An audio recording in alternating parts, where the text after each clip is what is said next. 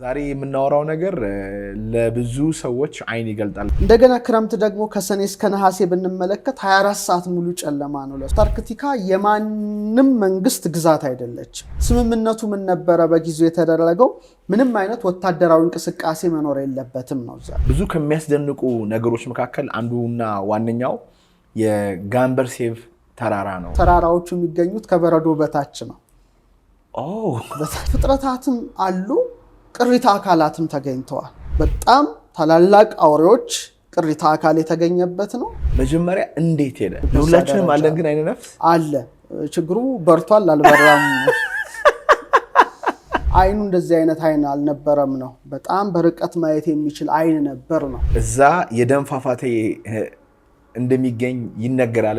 ወሃለፈት እምህየኒ ወበጻት ታባህሎ ባህር ዘደም፣ የደም ባህር ያለበት ቦታ ላይ ደረሰች ይላል። ይሄ ነገረ ማርያም ላይ ነው። አዎ ራሱ ብራናው ላይ እመቤታችንን ለምሳሌ መልአኩ ቅዱስ ገብርኤል ይዟት ሲያስጎበኛት የነበረው ስልጣኔ አለ። አሁን እኮ ያለው ስልጣኔ እኮ በ5% የሚመራ ስልጣኔ እኮ ነው። ዘፋኙ የበረዶ ግግር ብለውታል። አንዱ አስደናቂው ነገር የመልአኩ ቅዱስ ገብርኤል ታቦት በአንታርክቲካ እንደሚገኝ ይነገራል።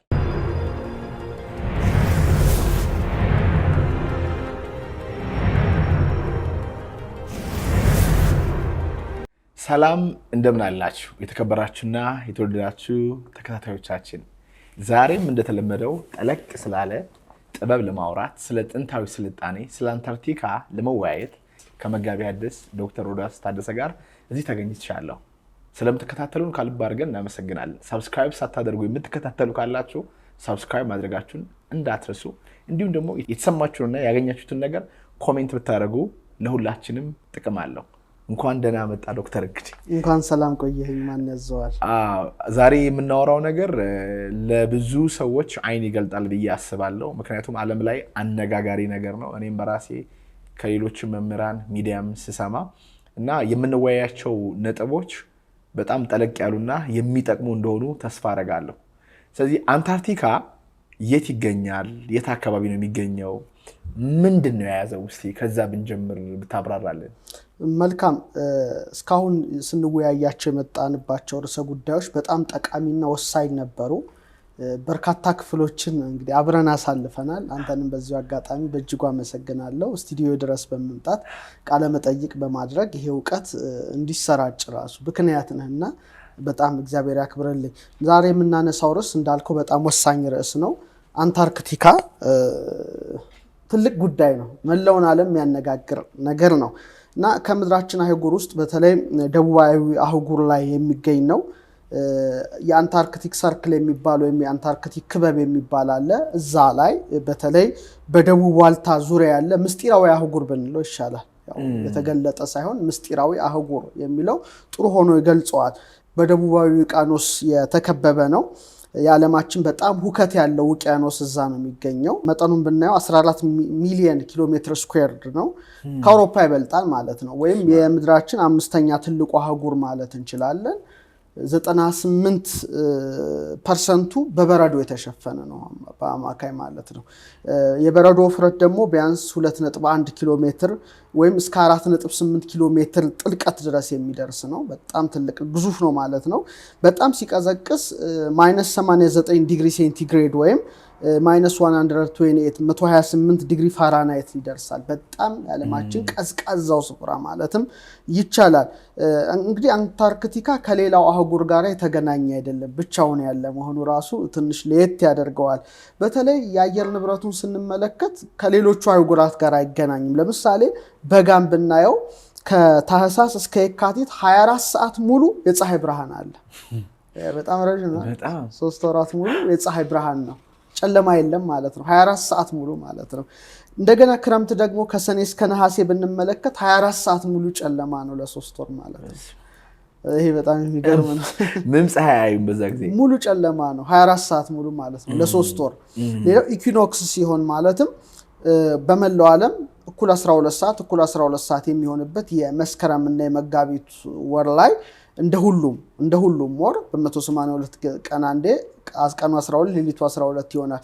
መጸውና ጸደይ ላይ ግን 12 ሰዓት መዓልት ፀሐይ 12 ሰዓት ሌሊት ጨለማ ልንለው ብንችልም ግን ትንሽ አወዛጋቢ ነገር ያለው ነው ራሱ ታይሙ እዛ ላይ። ስለዚህ በጣም ልዩ የሚያደርገው 24 ሰዓት ሙሉ የፀሐይ ብርሃን ለ3 ወር ያገኛል፣ 24 ሰዓት ሙሉ ጨለማን ለ3 ወር የሚያገኝ ብቸኛ አህጉር መሆኑ ነው። እና ሌላው በጣም አንታርክቲካ የማንም መንግስት ግዛት አይደለችም። ይሄ ደግሞ ልዩ ያደርጋታል። ሁሉም የራሱ የሆነ አስተዳደር አለው። አንታርክቲካን ግን በበላይነት የሚያስተዳድር የምድራችን አካል የለም። ምክንያቱም በ1959 ላይ የአንታርክቲካ ውል ስምምነት ፒስ ትሪቲ ተደርጎ ነበረ በዓለም መንግስታት መካከልና የይገባኛል ጥያቄ ያቀረቡ ነበሩ። ነገር ግን የዓለም መሪዎች ያንን ነገር ውድቅ አድርገው ብቸኛዋ የዓለማችን የጋራ መሬት የተባለች አንታርክቲካ ናት። እና ስምምነቱ ምን ነበረ በጊዜው የተደረገው? ምንም አይነት ወታደራዊ እንቅስቃሴ መኖር የለበትም ነው እዛ ላይ። ምክንያቱም የጦር መሳሪያዎች፣ የጦር ቤዞች እና የኒውክሌር ሙከራ እንዳይደረግ ጥብቅ ውሳኔ ነው የተወሰነው። ይሄ ትልቁ ስምምነት ነው። ሁለተኛ ደግሞ የሳይንስ ምርምሮች ይደረጋሉ እዛ ላይ እና ሁሉም ሳይንቲስቶች የሚመረምሩት ምርምር ላይ የጋራ መጋራት የመረጃ መለዋወጥ መኖር አለበት የሚል ስምምነት ተካሄደ። ሌላው በ1991 የማድሪድ ስምምነት ነበረ። እዛም ላይ እስከ 2048 ድረስ ማዕድን ማውጣት ተከልክሏል። ምንም አይነት ሬር አርዝ የሆኑ ማይገኙ ነገር ግን ማውጣት የተከለከለ ሆኖ እስከ 2048 እገዳ ወጥቷል። ሌላው ከ1000 እስከ 5000 ሰዎች አሉ እዛ ውስጥ፣ ግን ተመራማሪዎችና ሳይንቲስቶች ብቻ ናቸው። ሌላ ሰው አይገባም፣ ክልክል ነው። በጣም ትንሽ ለየት ያደርገዋል። ከ1000 እስከ 5000 ይጠጋሉ ተመራማሪዎቹ። አንዱ የመረመረውን የተረዳው ለሌላው የማጋራት ስምምነት አለ፣ ተፈራርመዋል። ከዛ ውጭ ሌላ ሰው እንዲገባ አይፈቀድም። ስለዚህ ብዙ ያሉ ሳይንቲስቶች ናቸው እዛ ኤሪያ ላይ። ይሄ ልዩ ያደርገዋል። ለምን በዛ ደረጃ ትኩረት አደረጉበት የሚለውን እንግዲህ በሂደት ብናነሳው መልካም ይመስለኛል። የምጨምርበት ካለ ጨምርበት። አይ አስደንቆኛል። እኔ ለየት ያለ ነገር ምድር ላይ በዚህ መልክ መገኘቱ በጣም አነጋጋሪ ነው። ግን እዛ ውስጥ ብዙ ከሚያስደንቁ ነገሮች መካከል አንዱና ዋነኛው የጋምበርሴቭ ተራራ ነው እና ስለዛ የሆነ ነገር ብታጫውተን። የጋምበርሴቭ ተራራ በጣም ልዩ ተራራ ነው። አሁን ተራራ ብዙ ተራራዎች አሉ አንታርክቲካ ላይ። ነገር ግን የጋምበርሴቭ እና ሌሎች የሱን ተመሳሳይ ተራራዎች ልዩ የሚያደርጋቸው ተራራዎቹ የሚገኙት ከበረዶ በታች ነው። በታች ሆኖ ነው፣ በአይን የማይታዩ ናቸውና በጣም ከተዘረጋው የበረዶ ንጣፍ በታች ያሉ በጣም ረጃጅም ተራራዎች ናቸው። እንግዲህ የጋምበርሴቭ ተራራዎች ከ3 እስከ 4 ኪሎ ሜትር ውፍረት ባለው የበረዶ ንጣፍ ስር የሚገኙ ተራራዎች ናቸው። መጠኑ ራሱ ብንመለከት ወደ 1200 ኪሎ ሜትር ወይም ወደ 750 ማይል የሚጠጋ ርዝመት ያለው ነው። ልክ እንደ አልፕስ የአውሮፓ ተራራዎች የሚያህል ነው እንግዲህ ከበረዶ በታች የሚገኘው እና ጫፉ ከፍታ ራሱ እስከ 2700 ሜትር ወይም ወደ 8860 ጫማ ነው። እንግዲህ ከሮኪ ተራራዎች ጫፍ ፒክ በላይ እንደማለት ነው። ይህ በጣም አስገራሚው ነው እና ተራራዎቹ የተገኙት በሶስተኛው የሶቪየት የአሳሾች ቡድን በሩሲያ ሳይንቲስቶች በ1958 አካባቢ ነው። ስያሜያቸውን ያገኙት ያው የሶቪየት የጂኦፊዚክስ ሊቅ የነበረ ግሪጎሪ ጋምበርሴቭ የሚባል ሰው ነበረ። ስለዚህ በሱ ስም ያ ተራራ ሊሰየም ችሏል እና በጣም የሚደንቀው በሚድ 1900 አካባቢ ሳይንቲስቶች አንታርክቲካን አቋርጠው ሲጓዙ ለየት ያለ የበረዶ ሽፋን አጋጠማቸው እና የተለያዩ የስበት መለዋወጦች አሉ እዛ ቦታ ላይ እና በደንብ አድርገው ሲመረምሩት ለካ ከበረዶ በታች ይህን ያህል ርዝመት ያለው አስገራሚ ተራራ መታየቱ ነው እና ተራራው ባይታይም ግን ሳይንቲስቶቹ ያው ራዳሮችን ይጠቀማሉ፣ ግራቪቲ ሳተላይቶችን በመጠቀም ገጽታዎቹን ተመልክተዋቸዋል ማለት ነው እና በዚህ ደረጃ እጅግ የረዘመ እጅግ የገዘፈ ተራራ አለው። ምናልባት ለምን አፈሩ አልተሸረሸረም ከበረዶ በታች ቢባልም ምናልባት የቀዘቀዘ መጎናጸፊያ ወይም ፍሮዝን ማንትል ሊኖራቸው ይችላል የሚል ነው የሳይንቲስቶቹ ምልከታና የጋምበርሴቭ ተራራ በጣም ይገርማል። ከበረዶ በታች ያለ እጅግ ረዘመ እጅግ የገዘፈ ተራራ ነው እና ሲታይ በጣም አስገራሚ ነው እና አንዱ ልዩ አንታርክቲካ ልዩ ከሚያደርገው አንዱ ይሄ ከ3 እስከ 4 ኪሎ ሜትር የበረዶ ንጣፍ በታች የተገኘ ግዙፍ ተራራ እዛ ቦታ ላይ መገኘቱ ነው። በጣም ያስገርማል። ሌላው የሚያነጋግረው ያልተለመዱ ፍጥረታት በአንታርክቲካ እንደሚገኙ ይነገራል። ፍጥረታቶቹ እነማን ናቸው? እንዴት ነው የሚለዩት ምድር ላይ ከምናውቃቸው ከተለመዱ ፍጥረታት? እጅግ አስገራሚ ነገር ነው። እዛ ውስጥ ፍጥረታት ይኖራሉ በዛ ቅዝቃዜ ቢባል የማይታሰብ ነው። በዛ ቅዝቃዜ ደረጃ እጅግ የሚገርም ነገር ግን ፍጥረታትም አሉ፣ ቅሪተ አካላትም ተገኝተዋል። እኔ የተገኙት ቅሪተ አካላት ደግሞ እጅግ ግዙፍ የዳይኖሰር አይነት ቅሪተ አካላት ናቸው። የተለያዩ የወፎች ዝርያዎች ተገኝተዋል።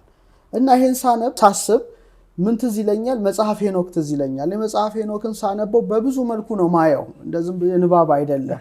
እና አንድ ነገር አነበብኩ መጽሐፍ ሄኖክ ላይ በፊት እና ቦታው የመሰለኝ በእኔ ደረጃ አንታርክቲካን እየገለጸ ይመስለኛል። የመጀመሪያ ሐሳቤ ነው። ተመልካቾች ግን የራሳቸውን ምልከታ ወሰዱ። ንባቡ እንዲህ ይላል። የአዳም 7ኛ ትውልድ የሆነው ሞትን የተነጠቀው ሄኖክ ብዙ ነገር ጽፎልናል። ከጻፋቸው መካከል እስከ ምድር ዳርቻ መጓዙን ነው። እዛ ላይ ስላየው ነገር እንዲህ ይጽፋል። ከዚያም እስከ ምድር ዳርቻ ሄድኩ፣ በዚያም ታላላቅ አውሬዎችን አየሁ። አንዱ ከሌላው ልዩ ነው። የወፎችም ፊታቸው ይለያያል፣ መልካቸውም ቃላቸውም አንዱ ከሌላው ይለዋወጣል። ከነዚያ አውሬዎች በስተምስራቅ ሰማዩ በላዩ ያረፈበት የምድር ዳርቻንና የተከፈቱ ደጆችን አየሁ። ሄኖክ 8 ከ29 እስከ 31 እንግዲህ አንባቢዎች ያነቡ። እንግዲህ የምድር ዳርቻን አይቷል። ሌላ ደግሞ ፖርታል ሳይቷል። የተከፈቱ በሮች፣ የተከፈቱ ደጃፎችን ነው ያለው እኮ ነው። ፖርታል ነው፣ ምንም እንትን እኮ አይደለም እኮ። እና ጫፉ ላይ ነው ያለው፣ ግን መግቢያ ያለው የተከፈቱ ደጆች አሉት ነው።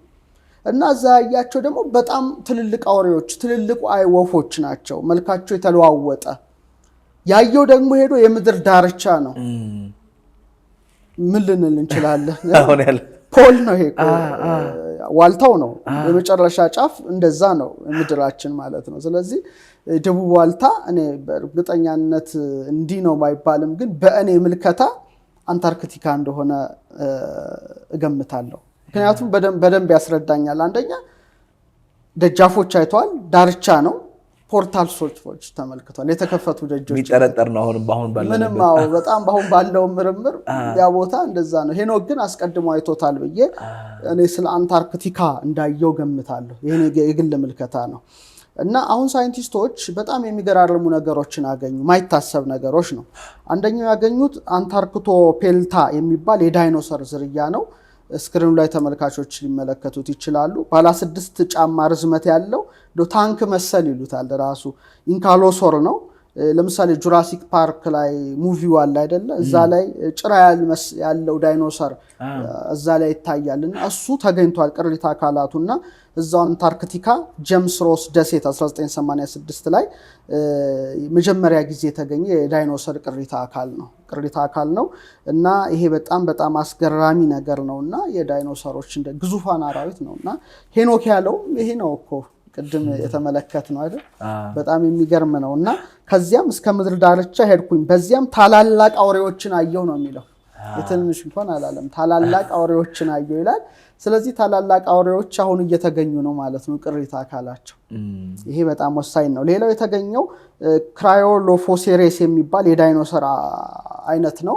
20 ጫማ ርዝመት ያለው ስጋ በል ነው የተገኘው በ1991 እዛው ትራንስ አንታርክቲክ ተራራዎች ውስጥ ነው የተገኘው እና ስጋ በል ዳይኖሰር ነው እና የተገኘው ቅሪተ አካሉ ላይ ተነክሷል እና በሌላ ዳይኖሰር የተነከሰ ይመስላል ነው። ስለዚህ ስጋ በልና በጣም አደገኛ የሆነ የዳይኖሰሮች ዝርያ አንዱ ነው። ይህም ተገኝቷል። ሌላው ግዙፍ የፔንጉዊን ቅሪተ አካልም ተገኝቷል። ባለ 6 ጫማ ወደ 250 ፓውንድ የሚመዝን ነው። ግዙፍ ፔንጉዊን ነው። ሴሞር ደሴት ነው። 2014 ላይ ነው የተገኘው።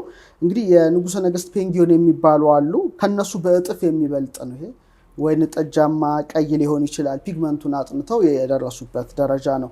ሌላው ሊስቶሮሳውረስ የሚባል ከታላቅ ሞት የተረፈ ወይም ከጥፋት የተረፈ የሚባል የአሳማ መጠን ያለው ረጅም ጥርስ ያለው ሬፕታይልስም ተገኝቷል። ይሄ በመላው አንታርክቲካ ውስጥ የተገኘ ቅሪተ አካል ነው እና በጣም የሚገርም ነው። ሌላው ቬገቪስ የሚባል እንደ ዳክዬ ይመስል ዳይኖሰር ጋር ይያያዛል፣ ግን ለየት ያለ ዳክዬ። ቅድም ሄኖክን ስናይ ታላላቅ አዕዋፍን መልካቸው የተለያየ ነው እንዳለ ይሄም ይመስላል። እዛው ቪጋ ደሴት ነው 1992 ላይ ቅሪተ አካላቱ የተገኘው። ምናልባት ከአስትሮይድ የተረፈ የሚል ነው የሳይንቲስቶቹ ምልከታ። ሌላው በጣም ግዙፍ የባህር አውሬዎች ቅሪተ አካል ተገኝቷል። ይሄም የሚገርም ነው። አንደኛው ፕሊሲዮሶረስ የሚባል ረጅም አንገት ያላቸው የባህር ተሳቢ እንስሳት ናቸው። ሞሰሶር የሚባል ደግሞ እንሽላሊት የሚመስል በጣም አዳኝ አደገኛ የሆነ ፍጡር ቅሪታ አካሉ ተገኝቷል። ያው በአንታርክቲካ ባህረ ገብ መሬት አጠገብ ነው። እንደው አንዳንዶቹ የሚገርም ሙዝ የሚያክል ጥርስ አላቸው። በጣም በጣም ትልቅና አዳኝና ሻርኮችን ጭምር ማጥቃት የሚችሉ ናቸው። የነሱ ቅሪታ አካል ነው የተገኘው። እንግዲህ ህይወት አለ የለም የሚለው ነገር እስከ ቅርብ ጊዜ ሳይንስ ይለዋወጣል ብያለሁ። እዛ በረዶ ውስጥ ምንም አይነት ህይወት አይኖርም የሚል ህሳቤ ነበረ። አሁን ግን ምርምሩ በጣም ሲሰፋ ረቂቅ ተዋሲያን ተገኝተዋል፣ ሼልፊሾች ተገኝተዋል፣ ግዙፍ ስኩዊድ የባህር አውሬዎች ተገኝተዋል። ልክ የመመገቢያ ሳህን መጠን ያላቸው ረጃጅም ሸረሪቶች ተገኝተዋል። እግራቸው ማለት ነው ሳህን የሚመስል በጣም ትላልቅ። አትወድም ሸረሪት እንዴ? ኖ አልጠላም፣ ግን ሳስበው how huge they are እኔ አእምሮ የሚያውቀው ሸረሪት አለ። እነዛ ደግሞ ምን ያህል ትልቅ መሆናቸው ያስፈራል። በርግጥ ሸረሪት ተልቆ ቢመጣ የሆነ ፊልም ነበር ይኖራል፣ ሙቪዎች ይኖራሉ። እና የሚያብረቀርቅ ወርቃማ ፀጉር ያላቸው ሹል ጥርስ ያላቸው ትላትሎች ጭምር ተገኝተዋል። ሌላ የበረዶ አሳዎች ናቸው። ውስጥ ናቸው፣ በረዶ ውስጥ ናቸው ያሉት እና በጣም ብርሃን ፈንጣቂ ነው የሆነው ቆዳቸው። ግን እንግዳ ነገሩ ትልልቅ አይኖች አሏቸው እና በረዶ ተቋቁመው አሉና በጣም አንታርክቲካ የጠፉ በጣም ታላላቅ አውሬዎች ቅሪታ አካል የተገኘበት ነው። አሁንም በዚህ መልኩ ያሉ ተፈጥሮ ያላቸው የሚገኙበት በጣም ምስጢራዊ አህጉር ነው። እስቲ ስለ ሄኖክ ምን አሰብክ? እስቲ ወደ አንተ ልምጣ። ተጠያቂው ጠያቂ ልሆንና ያያቸውን ነገሮች ገልጧል። እስከ ምድር ዳርቻ መሄዱን፣ ታላላቅ እንስሳት ማየቱን፣ በጣም የተለያዩ ታላላቅ ወፎችን ማየቱን፣ ይልቁኑ ደግሞ መልካቸው መለዋወጡን፣ ሌላው ደግሞ በስተምስራቅ አቅጣጫ የተከፈቱ ደጆችን ማየቱ ለኔ የሚገርመኝ መጀመሪያ እንዴት ሄደ ነው። ፈርስት እንደኛ ሄኖክ ሰው ከሆነ መጀመሪያ እንዴት ሄደ? ምክንያቱም አሁን ባለው ቴክኖሎጂ እንኳን ወደዛ መሄድ በጣም አዳጋችና አስቸጋሪ ነው። ግን ያኔ እንዴት ሄደ? ሁለተኛው ነገር ደግሞ አይኖቹ ልክ እንደኛ ነበሩ ወይ? እኛ በምናየው አይን ነው ያየው እነዚህን ፍጥረታት ሳይፈራቸው እና ፖርታሎቹን ራሱ የተገነዘበው በነዚህ አይኖች ነው ወይስ ሌላ አይን አለን? ፕላስ ደግሞ ከፖርታሉ ደግሞ ወደዛ ቢሄድ ምንድነው ያለው? ሄኖክ ሞትን አላየም ተነጥቋል ይባላል። ወዴት ነው የሄደው የሚለው ጥያቄ ነው ወደኔ የሚመጣብኝ። እንደው እዚህ ላይ የምትለው ነገር ካለ መልካም። ስለ ሄኖክ አንድ ቀን ለብቻው ብናነሳ ደስ ይለኛል። ሄኖክ እኮ ብዙ ነገር ያየ ነው። መላእክት እየመሩት ብዙ ሴክሬቶችን ያሳዩት እንኳን ይሄ የፍጥረታት ጉዳይ ቀርቶ ሰማየ ሰማያት ገብቶ አየራትን ዘልቆ ፈለከ ፈለካትን ሄዶ ስለ መባረቅት፣ ስለ ነጎድጓድ፣ ስለ ፀሐይ፣ ስለ ጨረቃ፣ ስለ ከዋክብት ያየ ነው። በምን አይኖች አየው ለሚለው ነገር አይን ብዙ ነው። ባለፈው ስለ 7 አይኖች አንተ ፖድካስት ጋር ሳናወራ አንቀርምና አይነ ነፍስ የሚባል አለ። አይነ ነፍስ ግዙፋኑን ማየት ይችላል። እቺ ወርድ ቁመት ጥልቀት የምትላት አይንህ እንደዚህ አይነት ደረጃ ላይ ያይ ይችላል። በጣም የገዘፉና የረዘሙ በሄሞትን ሌዋታን የመሳሰሉ አውሬዎችን ጽፏል እና ሊታዩ የሚችሉት እንደ ኢትዮጵያ ሊቃውንት እይታ በአይነ ነፍስ ነው። ያኛው አይነ ሲከፈት ዳይሜንሽኑን በዛ ልክ ሁላችንም አለን። ግን አይነ ነፍስ አለ። ችግሩ በርቷል አልበራም። ያ ካልበራ ልታይ አትችልም። ኦሬዲ ተጨፍኗል። የሰውነት መብራት አይን ናት ነው። አይን ጨለማ ከሆነ ሁለንተና ጨለማ ነው። አይን ከበራ ሁለንተና ብሩህ ነው። ይሄ ከተከፈተ ረቂቅ አይን በመሆኑ ረቂቅ ነገሮችን ልታይ ትችላለህ፣ እንደ ሄኖክ ማለት ነው። በሶስተኛው የሄኖክ መጽሐፍ ግን እዛ ላይ ባልገባም 3 አይነት የሄኖክ መጽሐፍት አሉ። አንደኛው ኢትዮጵያው ነው፣ ትልቁና ኦሪጂናሉ ነው፣ ዋናው ማለት ነው። አሁን ኢትዮጵያዊ 80 ላይ ያለው አዎ መጽሐፍ ሄኖክ እሱ ነው። እሱ ዋንኛው ነው። ያው ጀምስ ብሩስ የወሰደው ነው። ሁለተኛው የስላቮኒክ ቅጂ የሚባለው ነው፣ ስላቮኒክ ቨርሽን የሚባል ነው። ሶስተኛው ደግሞ የዕብራይስጥ ሄኖክ የሚባል ነው። እሱ በኋላ እንደተጻፈ ይነገራል። እኔ ሶስቱንም አንብቤያቸዋለሁና የቱ በጣም ተመቸ? ያው እንግዲህ ጥንታዊው ይሄ ነው። ሁሉም የራሱ የሆነ ብዙ አንድ ነገር ስታነብ በብዙ መልኩ ነው። ፊሎሎጂስት በመሆኔ በተለያየ አንግል ነው ማየው። ለኔ ጥሩ ነው። ሁሉም ፊሎሎጂስት ምንድነው? ጥንታዊያት መጻሕፍቶችን የሚመረምር ሳይንስ ክፍል ነው እና እንደገና ደግሞ የዕብራይስጡን የሄኖክን ሳይ 300 በላይ አይኖች ተሰጡት ይላል። እዛ ላይ ነው ይሄ የዕብራይስጡ አይሁዶቹ የጻፉት አለ እና አንዱ በመንፈስ የነሱ ራባይ ተነጥቆ ሲመለከተው ሜታትሮን የሚባል መልአክ ደረጃ ደርሶ እነዚህ ሁሉ አይኖች ተሰጥተውት ያይ ነበር የሚል ነው የነሱ ነው። እሱ ላይ ተመለከትኩት ነው።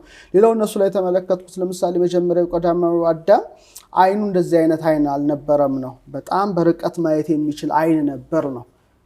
ያኛው የተከለከለውን ዛፍ ሲበላ አይኖቹ ተከፈቱ ሲል ያኛውን አጥፍቶታል ነው የነሱ እይታ ነው።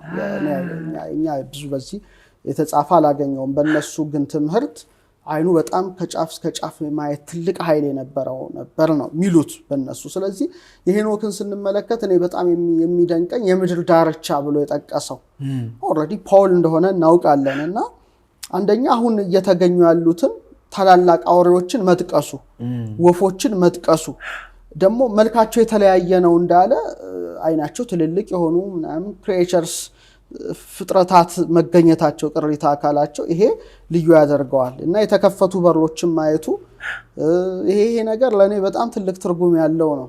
ምናልባት እንደሚባለው ከሆነ ወደ ሌላ መተላለፊያ አንድ ፖርታሎች እንደሚሆኑ በሄኖክ መጽሐፍ እናውቃለን። በጣም ያስደንቃል። ግን አሁን እንደው ከርዕሳችን እንዳንወጣ እንበልና ኦፍኮርስ ይገናኛል አክቹዋሊ ማለት ነው። ብዙዎቿን ያወራሉ። አንዳንድ ቦታዎች ላይም ኮንስፒሬሲ ቲዮሪስቶችም ይናገራሉ ፖርታል እንዳለ ማለት ነው። ግን ፖርታሎቹ ምን እንደሆኑ መረዳት እንችላለን እንችላለን። ምናልባት በሚቀጥለው ጥያቄዎች ላይ ላነሳቸው እችላለሁ። ምክንያቱም ወደዛ ተጓዝንና ይሄንን አየን የሚሉ አካላት ስላሉ እስቲ እንመለከታቸዋለን። ከዚህ ጋር ግን ተያይዞ አንዱ የሚያነጋግረው የደም ፏፏቴ ነው። እዛ የደም ፏፏቴ እንደሚገኝ ይነገራልና ምንድነው እሱ ነገር? በጣም አንታርክቲካ ልዩ የሚያደርገው የደም ወንዞች እዛ ላይ መገኘታቸው ወይም ፏፏቴዎች መፍሰሳቸው ነው። እንግዲህ ቦታው ምስራቅ አንታርክቲካ አካባቢ ነው። ቴለር ግላሲየር ይባላል። የማክሙርዶ ደረቅ ሸለቆዎች አካባቢ የሚገኝ ነው እና በጣም አስፈሪ ነው ሲታይ ራሱ። እና የተገኘው በ1911 ጂኦሎጂስት ግሪፍ ቴይለር ነው። በበረዶ ግግር በተለይ በረዶ ውስጥ ያለ ስንጥቅ አለ እና ወደ ቦኒ የሚባል ሐይቅ የሚፈስ ደማቅ ቀይ ፏፏቴ ነው እና ያስፈራል። ደም ነው? ቀይ ነው። በጣም ቀይ ነገር ደም ይባል የለ ግን እስቲ በደንብ እናየዋለን። እና ማለት ለምሳሌ ከቁስል ወር ከተሰነጠቀ አካል የሚፈሳል አይደል እንደ እንትን አይነት ከበረዶ ውስጥ ሲፈስ የሚታይ ደም ፏፏቴ ነው አንታርክቲካ ያለው። እና ናሳ በጣም ይሄን ፏፏቴ ያጠናል። በጣም ኢንተረስት አለው እዛ ላይ። ምክንያቱም ምንድነው ዩሮፓ የሚባለው የጁፒተር ጨረቃ አንተም አይተዋል ቤት መጥተህ የአራቱ የጋሊሊዮ ጨረቃዎች አዮ፣ ካሊስቶ፣ ዩሮፓና ጋኒሜድን ያው ቤት መጥተህ በቴሌስኮፕ አይታቸዋል። እና ዩሮፓና እንደገና ደግሞ ማርስ ጋር በማነጻጸር ያጠናል። ምክንያቱም ጨዋማና በብረት የበለጸጉ ናቸው እነዚህ የሚወርዱት የደም ፈሳሾች ምንላቸው። እና ማርስንም እንደምናያት በአይረን ክምችት የበለጸገች ናት። ስለዚህ አንታርክቲካ ጋር ያለ ፈሳሽ እዛም ሊኖር ይችላል። አሁን ማርስ ስናያት የደረቀ እንትን ነው የሚታየው። ግን ይሄም በአይረን የበለጸገ ከሆነ እሷም በአይረን የበለጸገች ከሆነች ዩሮፓን በተመሳሳይ እዛ የደም ፏፏቴ ፈሳሽ ነገር ካለ ህይወት ሊኖር ይችላል የሚል እሳቤ አድርጎ ናሳ በጣም ኢንተረስት አለው እዚህኛው ኤሪያ ላይ ማለት ነው። እንግዲህ ይሄ ነገር እንዴት ሊፈጠር ቻለ የሚለውን ነገር ስንመለከት እንግዲህ በአንድ ወቅት ጨዋማ ሐይቅ የነበረ እንደሆነ ነው ሳይንስ ሰዎች የሚናገሩት። በአሁኑ ወቅት ግን በሐይቁ አናት ላይ የበረዶ ግግር ስለተፈጠረ ያው አካባቢው በተወሰነ መልኩ እየተገመሰ ቆይቷልና ከመሬት በታች ማለት ነው ከመሬት በታች ወደ 400 ሜትር ርቀት ላይ ያለ ባህር ነው። ከጊዜ በኋላ ደግሞ ወደ ጨዋማነት ወደ ጨው ባህር ተለውጧል። በአሁኑ እንግዲህ ከባህር ውሃ በ3 እጥፍ ጨዋማ ስለሆነ መቀዝቀዝ ወይም መርጋት እንደማይችል ተደርሶበታል። ግሌር ሲመረምረው ምናልባት ይሄ ነገር ቀይ አልጌዎች ያመጡት ሊሆን ይችላል የሚል ነው የሳይንስ ሐሳብ። እንግዲህ ሳይንስ ይሻራል፣ ሁሉ ጊዜ ሊቆም አይችልም። እና በኋላ ግን በቀይ አልጌዎች ምክንያት እንዳልተፈጠረ ተረጋገጠ። ጨዋማ ውሃ ነው እና ደግሞ በብረት ሀብት እጅግ የበለጸገ ስለሆነ ኦክሲጅንና የፀሐይ ብርሃን ሙሉ በሙሉ የሌለበት ነው። በዚህ ምክንያት እንግዲህ ከአየር ጋር በሚገናኝበት ጊዜ እንደዚህ አይነት ኦክሲዳይዝ የሆነ እንደዚህ አይነት ነገሮች ተከስተዋል ይላል የሳይንስ ምልከታ። ስለዚህ ከጨዋማ ውሃና ከብረት ክምችት የተነሳ የሚፈስ ያ ደግሞ መልኩን እንደዛ እንደሰጠው አድርጎ ያው ሳይንስ ይናገራልና አስፈሪ እይታ ነው ሲታይ። ግን እውነት ለመናገር በሄሊኮፕተር ሆነው ወደ ሮዝ ባህር ሲጎበኙ በአካባቢው መርከብ በደንብ ይታያልና ምናልባት በስክሪን ለተመልካቾቻችን ልናሳየው እንችላለን። እንግዲህ የሚንዠቀዠቅ የደም ጎርፍ ይሉታል። ስለዚህ ምናልባት በብረት የበለጸገ ውሃ በግግር በረዶ በስንጥቅጥቅ ውስጥ ሰርጎ ከአየር ጋር በሚገናኝበት ጊዜ ብረቱ ያው በኦክሳይድ አማካይነት ዝጎ ይህን ቀለም ያፈሳል አይነት ነው የሳይንስ ምልከታ።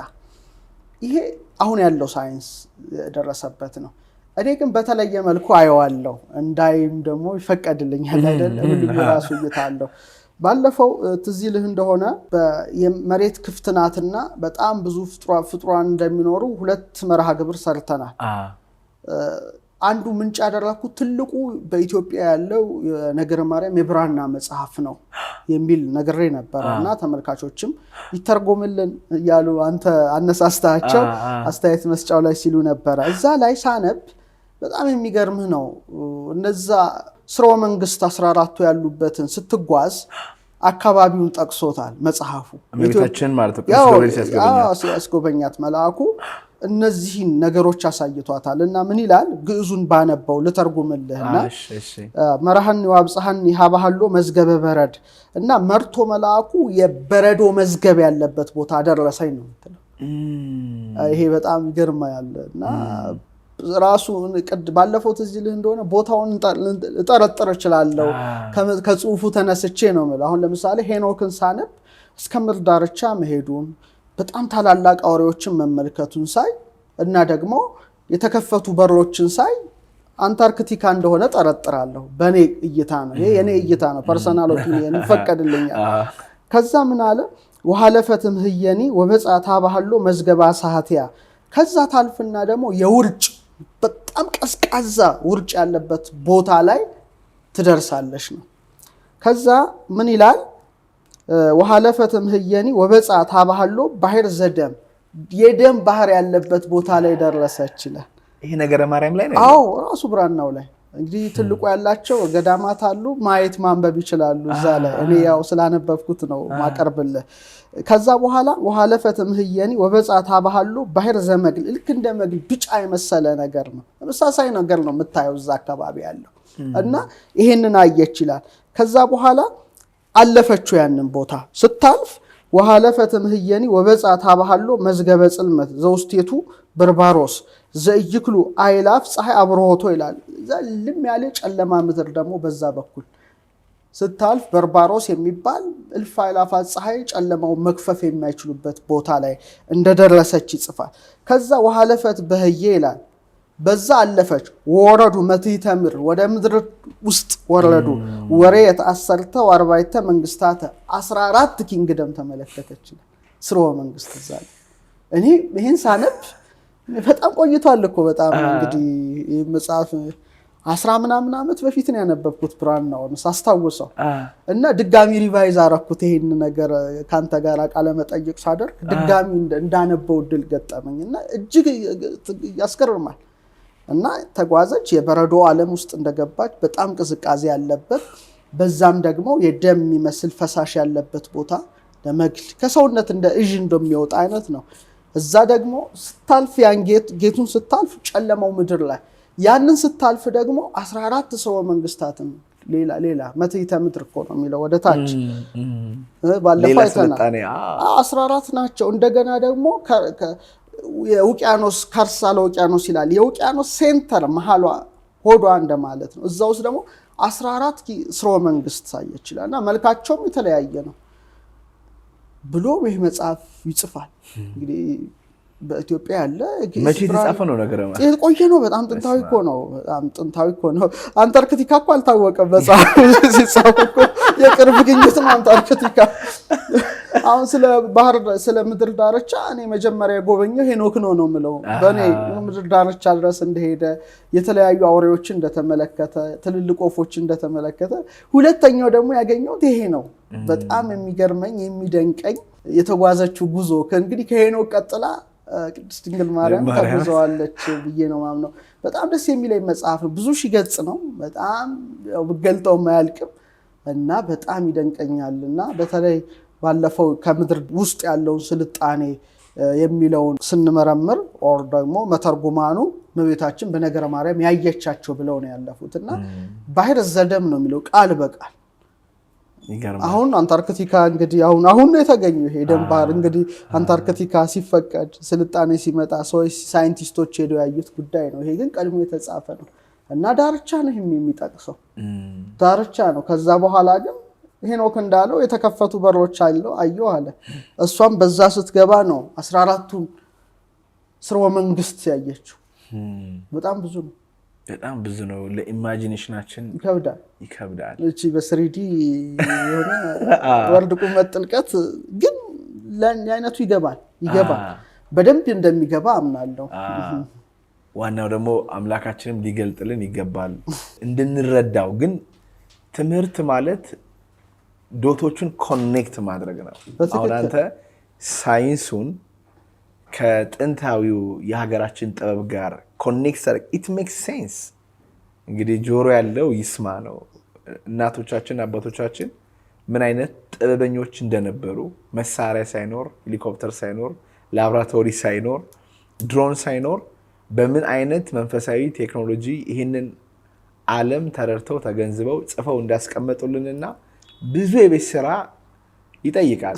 አንድ ነገር ልንገር፣ አሁን ያለው ቴክኖሎጂ በጣም የረቀቀና የመጠቀ ቴክኖሎጂ ነው ብለህ ታስባለህ? ብለን እናስባለን። እንግዲህ እንደ መደበኛ ሰው ሲታሰብ በዚህ በ3D ኮንሽስነስ ስናየው ነው ብለን ነው የምናስበው። ግን አንዱ ራሱ የሚነሳው ይሄ የአንታርክቲካ ስልጣኔ ከበረዶ በፊት እጅግ በጣም ሂውጅ የሆነ ቴክኖሎጂ፣ አርኪቴክቸር፣ ሚሊተሪ፣ ኔቪ የነበራቸው ስልጣኔዎች ነበሩ። ከኛ በብዙ ሺህ ዓመት ልቀው የሄዱ ተብሎ ይጠረጠራል። ግን እዚህ ምድር ላይ እንዳለ ሰው ብጠይቀኝ አው ብዬ ነው ማስበው። ግን የሚበልጥ ነበር ነው ወደኋላ። እኔ ግን ለሪከርድ ይቅር ይሄኛው ማለት ነው ለሪከርድ ይቅርልኝ ማለት ነው። ከጥቂት ዓመታት በኋላ የሚነሱ ሰዎች በጣም እንደሚስቁብን ይሰማኛል። እኔ በመንፈሴ በጣም ኋላ ቀር ኢራ ላይ ያለን ይመስለኛል። ማለት አስብ፣ ትራፊክ ይይዛል፣ ረጅም ሰዓት መንገድ ላይ መኪና ይዘህ ትቆያለህ፣ ማለፍ አትችልም። ከጥቂት ዓመታት በኋላ እንግዲህ ነገሮቹ ሽፍት አድርገው ወደ ሌላ ከሆኑ በጣም ይገረማሉ። እነዚህ ሰዎች 1 ሰዓት ሙሉ ትራፊክ መብራት ይዟቸው የቆሙ ነበረ በረን ነው የምንሄደው ብዬ አስባለሁ።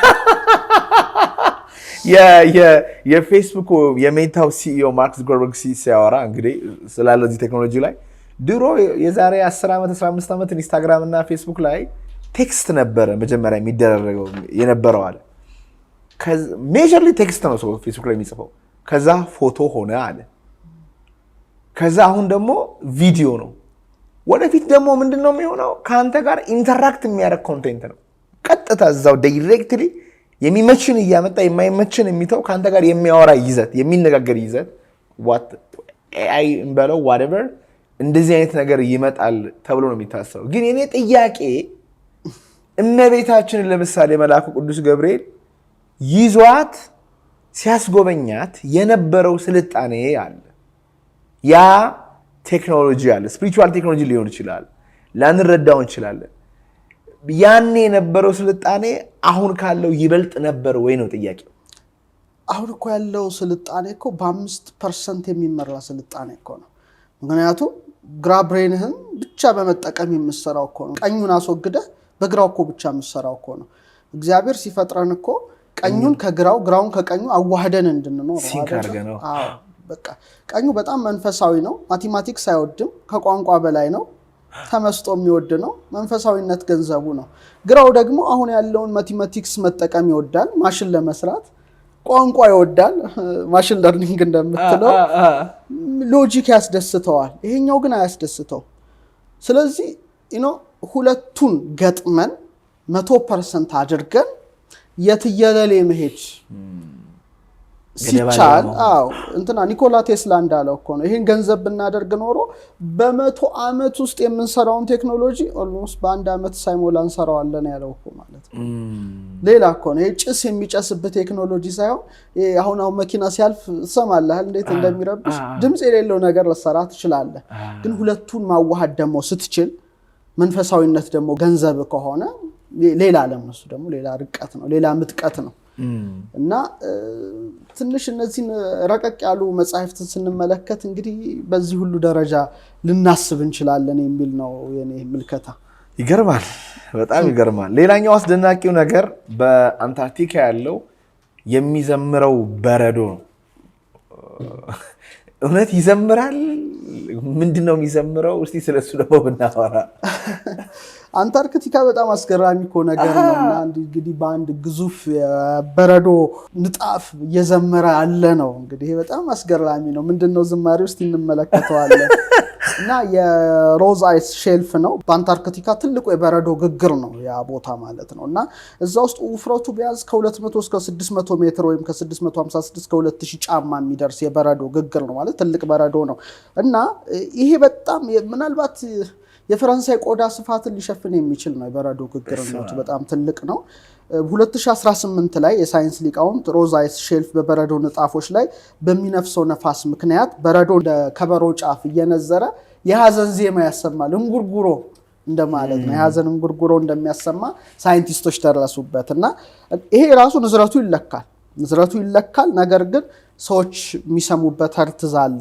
ማይሰሙበት ህርትዝ አለ ባለፈው ስላየን ሰዎች ግን ለመስማት በጣም ዝቅተኛ የሆነ የአልትራሶኒክ ድምጽ ነው የሚፈጥረው ስለዚህ ድግግሞሹ ቢያንስ ከ5 እስከ 20 ህርትዝ ይደርሳል ንዝረቱ ማለት ነውና ቫይብሬሽን አለው የራሱ ፍሪኩዌንሲ ደግሞ ከ5 እስከ 25 ህርትዝ አለው እና ከሰው መስማት በታች የሆነ ግን እውነት የሆነ ዝማሬ ማለት ነው በጣም የሚገርም ነው እና ነፋሳቱ የወለል ንዝረትና የማያቋርጥ የመሬት መንቀጥቀጥ ድምጾችን ይፈጥራሉ ያው ንዝረቶቹ በሰው ጆሮ የማይደመጡ በመሆናቸው ያው የሳይንስ ሊቃውንት ይህን አሳዛኝ የሆነ በጣም የሚያራራ የሆነ ዜማ ለመስማት የመሬት መንቀጥቀጥን የሚያሰሙ መሳሪያዎች ሳይስሚክ ሴንሰር ይጠቀማሉ ያን ሲጠቀሙ ያው የሚያሳዝን እንጉርጉሮ በረዶ ያወጣል እና ዜማው ሊገኝ የቻለው በአጋጣሚ ነው ሌሎች የአንታርክቲካን ነገር ለማጥናት በተደረገው ምርምር በበረዶ ግግር አይስ ሼልፍ ላይ የመሬት መንቀጥቀጥ ዳሳሽ መሳሪያዎች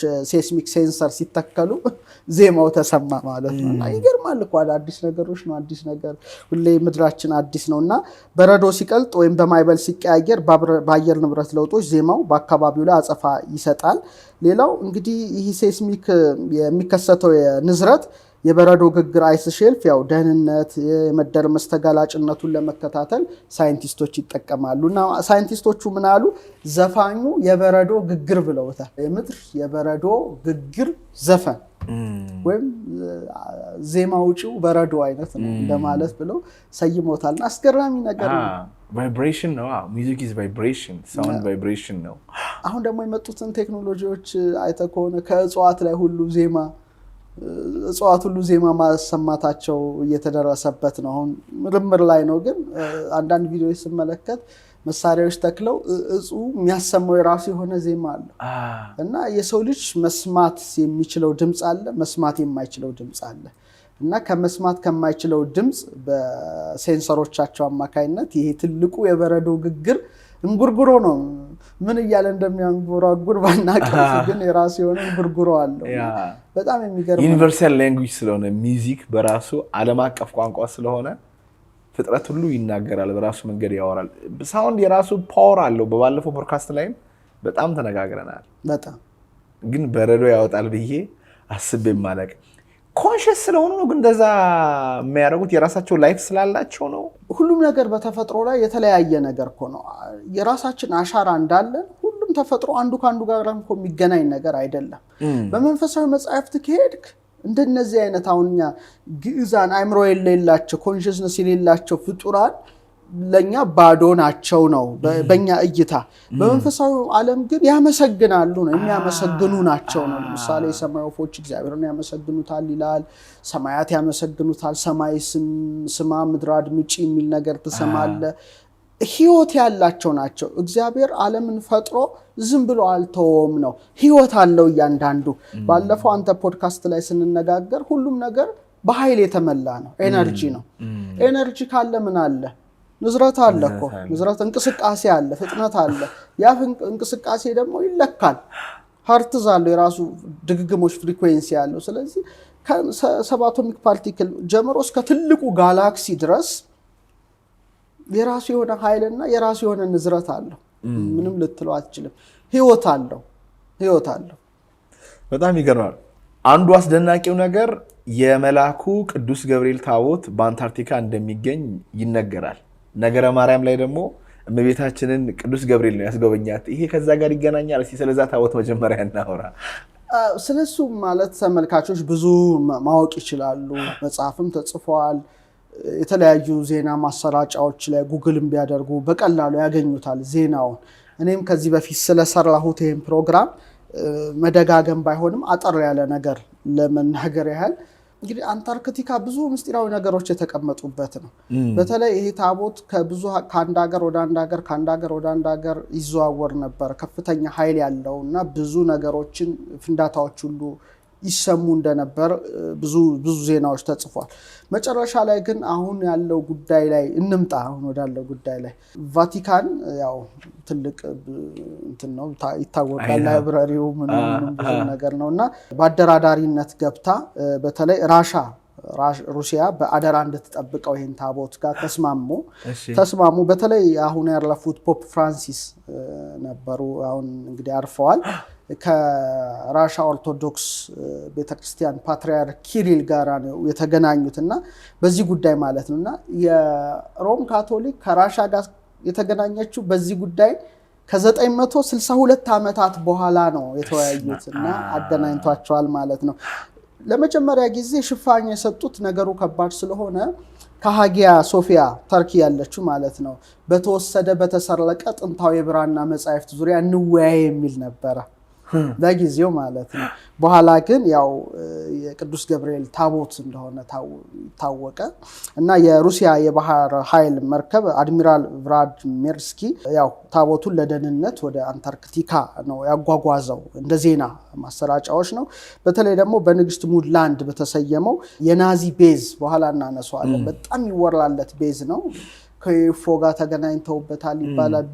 ብዙ ነገሮች ከኤሊያኖች ጋር ተገናኝተዋል ብለው በሚጠረጠርበት የናዚ ቤዝ 211 እዛ ላይ ነው ታቦቱ የሄደው ነው የሚባለው። እንደ ዜና ማሰራጫዎች ሄደን ስላላየን ማለት ነው።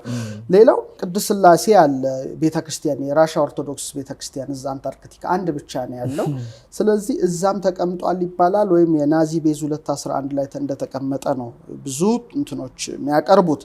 እና ይህ ቦታ እንግዲህ ከ0 እስከ 50 ዲግሪ ሴንቲግሬድ በጣም ቀዝቃዛ ቦታ ነው። የአንታርክቲካ ጫፍ አካባቢ ነው እና የሩሲያ መራሄ መንግስት ቭላዲሚር ፑቲን ነው መርከቡን አዘው የሩሲያ ፓትሪያርክ አቡነ ቄርሎስ ወስደው ያረጉትና ሌላው ግን የሚነገረው ከዛ በኋላ በራሻ የምርምር ተቋም ላይ አደጋ ደርሶ እንደነበር ይነገራል። ከዛ በኋላ እንደገና ቫቲካን ባደራ ያስቀመጠችውን እንድትወስድ የሚል ደግሞ እንደገና መልእክት እንደተላከ ወይስ ሲመለስ ወደ እናት ሀገር የሚል አይነት ውይይት ተደርጎ ነበረ እና እስካሁን ምስጢራዊ የሆነ ነገር ግን የዓለም አቀፍ ዜና ማሰራጫዎች በብዛት የዘገቡት ነበር በጊዜው። በተለይ ጁላይ 26 2019 ላይ The Ark of Gabriel Ancient Secret Weapon ምስጢራዊው ጥንታዊ መሳሪያ የገብርኤል ታቦት ብሎ ጋያ ኒውስ ጽፏል።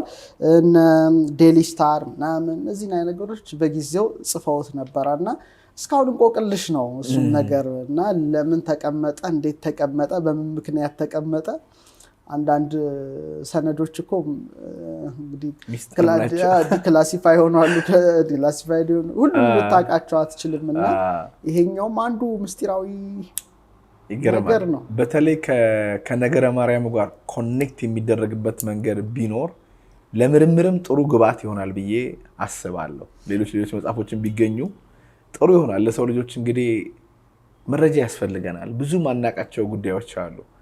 ክብራትና ክብራን የዛሬው ውይይታችን ይሄንን ይመስል ነበረ። ግን ክፍል 1 ነው። በክፍል 2 ከአንታርክቲካ ጋር የተገናኙ አነጋጋሪ ጉዳዮችን እናነሳለን። የመጀመሪያው ለምሳሌ የናዚ ወታደራዊ ቤዝ በአንታርክቲካ እንደሚገኝ ይነገራል። ከኤሊያኖች ጋር ግንኙነት እንዳላቸው ይነገራል። እሱ ምንድነው እንወያያለን። ሌላኛው አድሚራል ሪቻርድ ኢ በርድ በአንታርክቲካ ያደረገው አሰሳ የተለያዩ ሚስጢራዊ ማስታወሻዎች አሉ። ብዙዎቻችሁ ያንን አታውቁም፣ ምን እንደሆነ እንወያያለን። ስለ አንታርክቲካ መጽሐፍ ቅዱስና ብራና ላይ ምን የተጻፈ ጉዳይ አለ? እሱንም ከመጋቢ ሐዲስ ዶክተር ሮዳስ ታደሰ ጋር እንወያያለን። ሰብስክራይብ ማድረጋችሁን እንዳትረሱ። በቀጣይ ቪዲዮ እስክንገናኝ ድረስ ሁላችንም በሰላም ያቆየን። እናመሰግናለን።